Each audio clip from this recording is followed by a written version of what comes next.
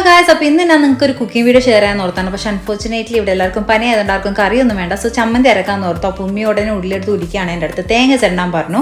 അപ്പോൾ ഇവിടെ പല രീതിയിൽ ചമ്മന്തി ഉണ്ടാക്കാറുണ്ട്. അപ്പോൾ ഇന്ന് എങ്ങനെ ഉണ്ടാക്കിയെന്ന് ഷെയർ ചെയ്യാമെന്ന്. എല്ലാവർക്കും ഇതുപോലൊക്കെ തന്നെയൊക്കെ ഉണ്ടാക്കുന്നത്. എന്നാലും അറിയാത്തവർക്ക് ട്രൈ ചെയ്ത് നോക്കാമല്ലോ. അപ്പോൾ ആദ്യം ഒരു ചട്ടിയിൽ കുറച്ച് മുളക് പൊടി എടുത്ത് ചൂടാക്കുക, കരിയാതിരിക്കാൻ ശ്രമിക്കുക.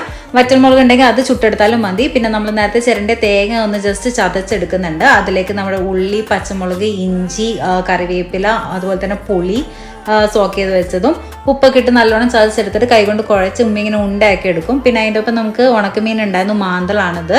ഇവിടെ മാന്തൽ എന്നാ പറയാം, നിങ്ങളുടെ അവിടെ എന്തെന്നാ പറയാമെന്ന് കമൻറ്റ് ചെയ്യുക. ഉച്ചക്ക് ഫുഡ് ഉണ്ടാക്കി കഴിഞ്ഞെങ്കിലും ഞാൻ കഴിക്കുന്നത് വൈകുന്നേരം കേട്ടോ, എനിക്ക് അപ്പോഴാണ് വിശന്നേ.